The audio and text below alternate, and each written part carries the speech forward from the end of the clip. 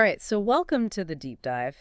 Today we're going on a journey into this ancient Sanskrit text, the Ashtavakra Gita. Okay. And it's, think of it as a concise guide to understanding reality, kind of the big questions. Uh-huh. And it comes from a school of thought called Advaita Vedanta, which Yeah. emphasizes this non-dual nature of everything. Right. So, but it's not like just abstract philosophy. Okay. It's actually presented as a really cool dialogue between this wise sage Ashtavakra Right. and King Janaka. Yeah. I love that format. Yeah. It makes it so much more engaging than just Yeah. reading some dry treatise, right? Yeah. It's like you're listening in on this profound conversation. Right. And we're going to be looking at the translation and commentary by Swami Nityaswarapananda. Okay. And this is interesting. It was actually first published like piecemeal in this journal called Prabhuta Farada Wow. from 1929 to 1931. Mm-hmm. And then like it was only put together as a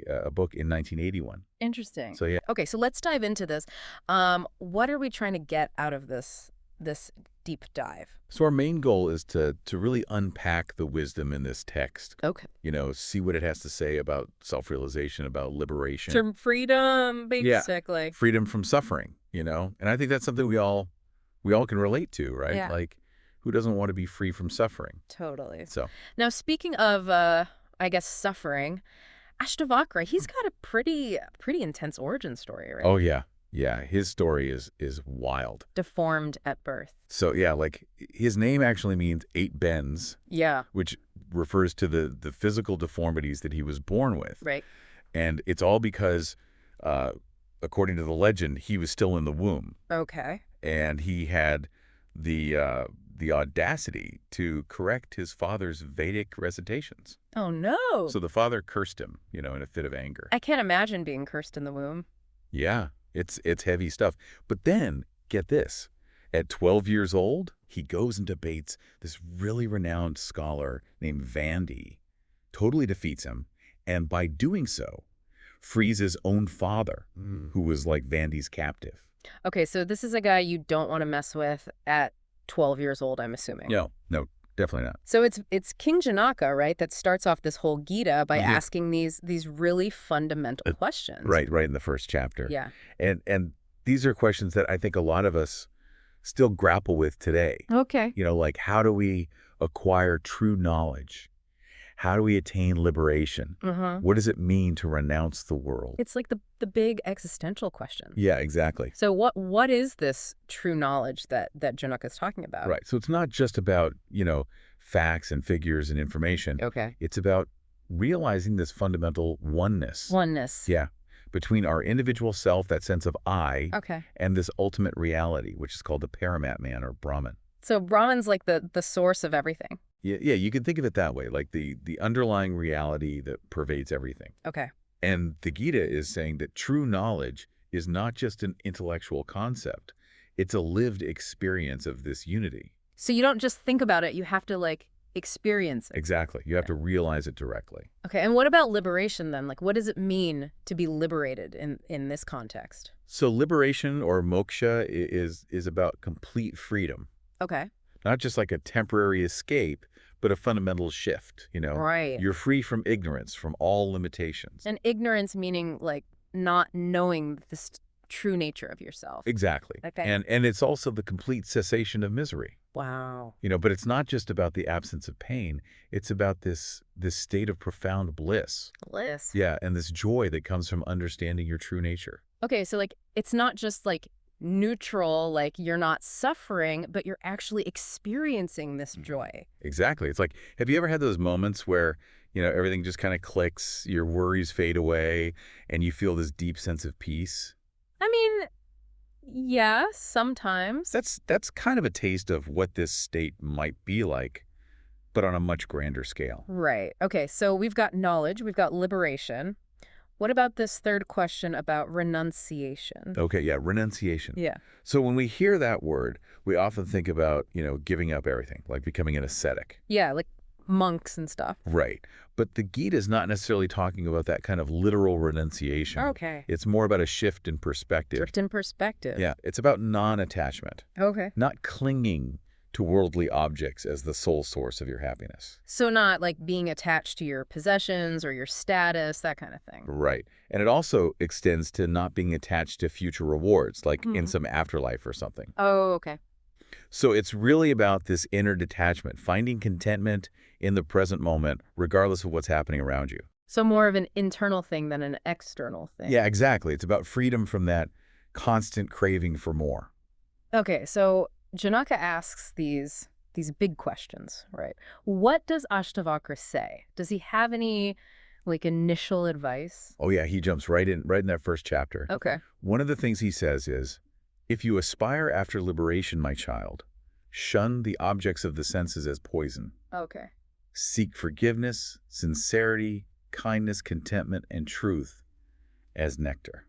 So it's like he's saying what we think will make us happy, all those, sensory pleasures are actually like holding us back. Exactly. Hmm. Like, think about it. Have you ever, craved something even though you knew it wasn't good for you? Oh, yeah, all the time. That's the kind of poison he's talking about. Okay. But what about those virtues he mentioned, like forgiveness and all that? Right. So he's comparing those to nectar, something that nourishes you. Okay. And he also emphasizes two really important things. Oh, Discrimination, which is the ability to distinguish between what's real and unreal, what's permanent and impermanent, uh-huh. and this intense longing for liberation. Okay, so it's not enough to just kind of like casually think about these things. You really have to want it. Yeah, you need that fire, that burning desire to break free from suffering. Otherwise, you're not going to put in the effort. Yeah, exactly. It's like setting out on a journey, you know? Yeah? You need to know where you're going, and you need that motivation to get there. Okay, so let's dig into some of the core concepts now. One that really struck me was this idea that you do not belong to any caste or ashrama. Yeah, that's a really powerful statement. What does that even mean? So back then, castes and ashramas were like these social and religious structures that defined people's lives. So like your role in society, your stage of life? Exactly. Okay. But Ashtavakra is saying that your true self, your Atman, transcends all of that. It's beyond all those labels. Right. Okay. And saying you're unattached, formless, a pure witness. So those external things, they don't define you. Exactly. Okay. And he's saying just be happy in that freedom. Okay. So we're not defined by those external things. And then there's also this idea that virtue and vice, pleasure and pain are all just experiences of the mind. Yeah, the Gita makes this really clear distinction between your true self and the mind. Okay. It says these dualities, these ups and downs, they're all mental constructs. Mhm. Your true self is beyond all that. And so we're not the ones actually experiencing these things. It's the mind that's like caught up in them. Exactly. You're not the doer and you're not the enjoyer. You're the witness. Okay. So how do we get caught up in it then? If it's not us? Well, that's where ego comes in. Ah, right. The ego. The Gita uses this really vivid image of egoism as a black serpent. Okay. Yeah, I remember that. It says, "Do you who have been bitten by the great black serpent of egoism, I am the doer. Okay. Drink the nectar of the faith, I am not the doer, and be happy." So the ego is what makes us think we are the ones in control. Yeah, that feeling of I, me, mine, it creates so much suffering. Okay. The antidote is realizing that you're not the one doing things in that ultimate sense. Actions just kind of happen? Well, they arise from the interplay of so many factors. Uh. Nature, circumstances, Okay. It's not this isolated you pulling the strings. So it sounds like the root of all this suffering is this mistaken identity, right? Like we think we are something that we're not. Exactly. We identify with the not self. Not so. The body, the mind, emotions, roles, Mm-hmm. We think those things are us, but our true nature is this unchanging self, pure awareness. And the self is like the witness to all of this, right? Exactly. Like there's this analogy in the Gita. Okay. It says you are the one seer, the only subject, Mm-hmm. and the entire universe is the object of your seeing. So we're like observing the universe, but we're not part of it. Well, we're part of it in the sense that it's all appearing within us. But our true self is that which is aware of it all. Okay, so we're kind of separate from it in a way. Yeah. You can think of it like you're the screen and the universe is the movie playing on the screen. Okay, I like that. The screen is always there, untouched by the images. Okay.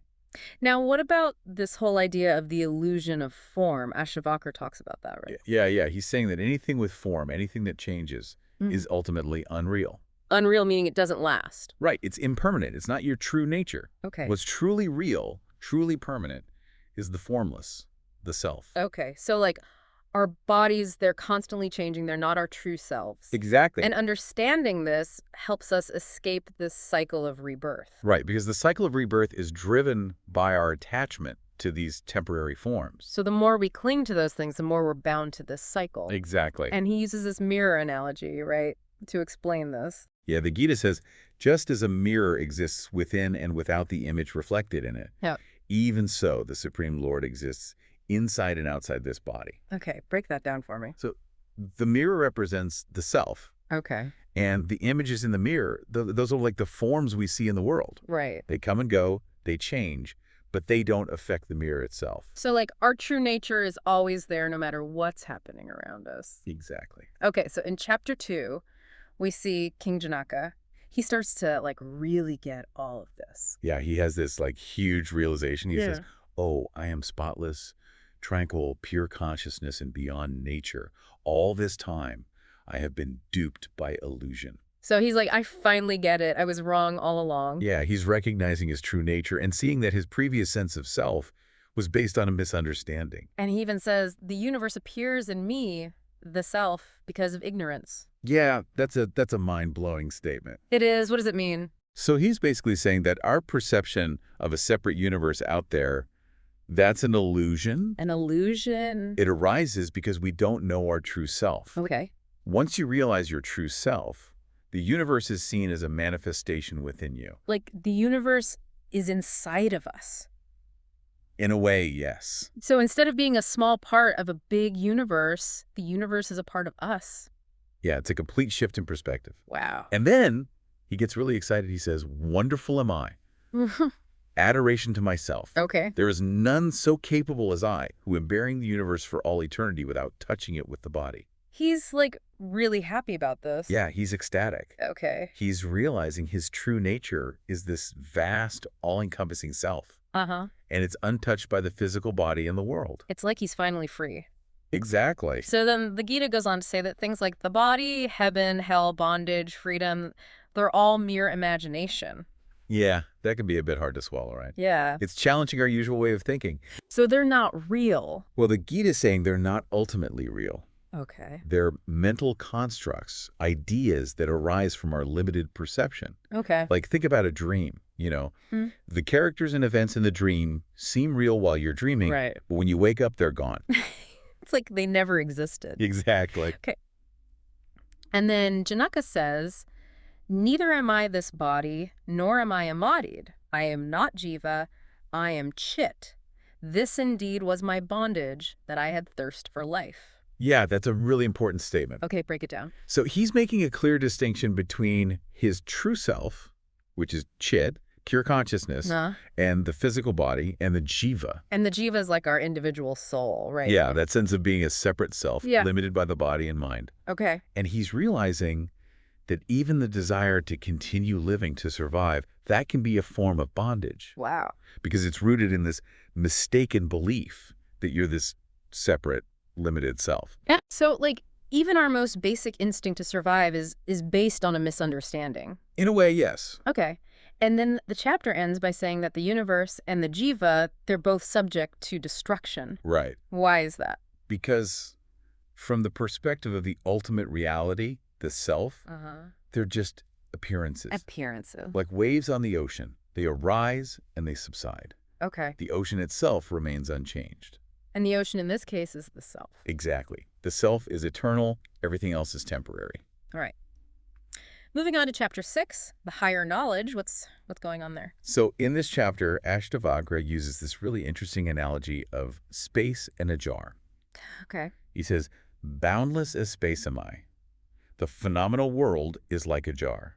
Yeah. This is knowledge. Okay. So it has neither to be renounced, nor accepted, nor destroyed. So space is like the self. Exactly. Space is everywhere, all-pervading. Right. And the jar, that's like the world. The phenomenal world. So the world is kind of contained within the self, like a jar contains a portion of space. Exactly. And this means we don't have to cling to the world or reject it or fear its destruction. Right. It's all just happening within the self. Okay.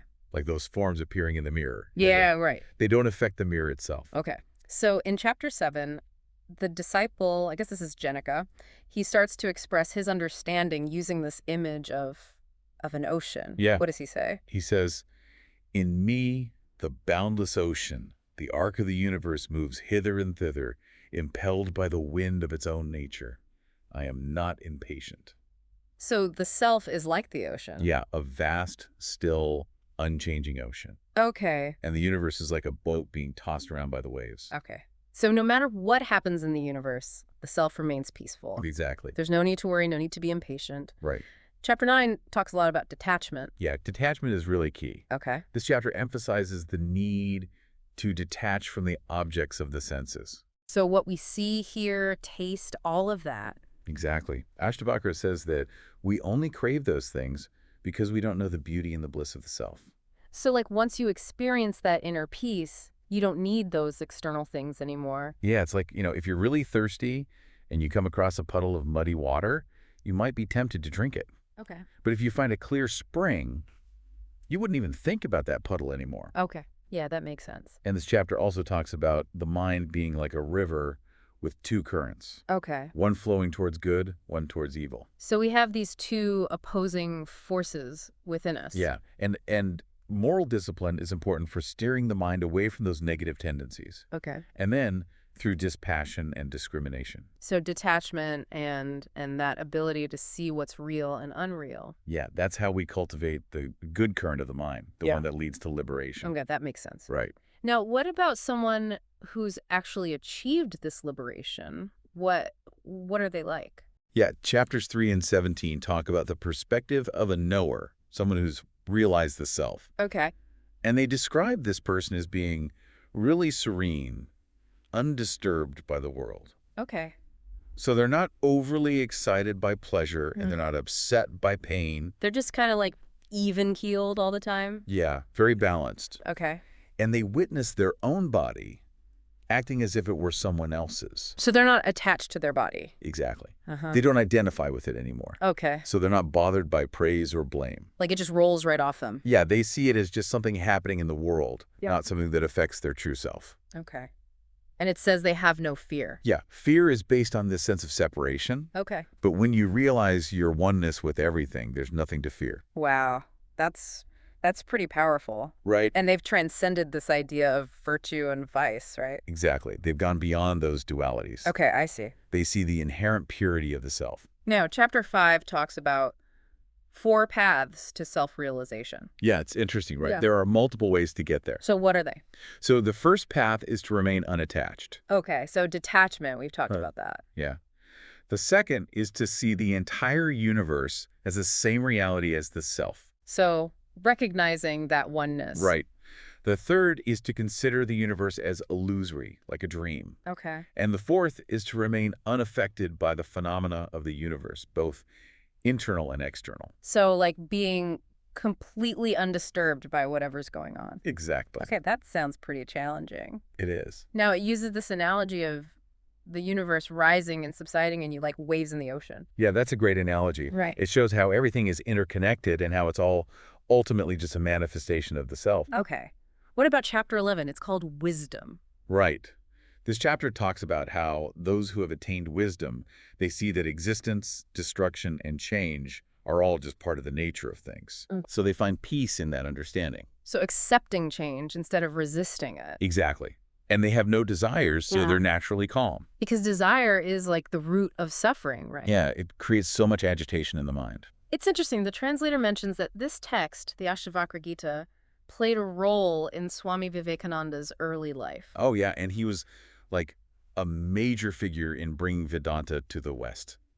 Wow. It's like a testament to the power of these teachings. So this wasn't just some obscure text. It really had an impact. Yeah, definitely. Okay, so bondage and liberation. These were like the big questions at the beginning, right? Yeah. How does chapter 8 define them? So it says bondage is when the mind is caught up in desire, grief, rejection, acceptance, happiness, or anger. Okay, all those things we were talking about earlier. Yeah. And it says liberation is when the mind is free from all of that. Free from those reactions. Right. It's also when the mind is not attached to any of the sense organs. So not caught up in those sensory experiences. And then chapter 10 talks about quietude. What does that mean? So quietude is basically inner peace. Okay. And the Gita says you attain this by being indifferent to everything, by giving up desire and worldly prosperity. So it's about letting go of those external pursuits. Yeah, because they're just distractions from the peace that's already within you. Okay.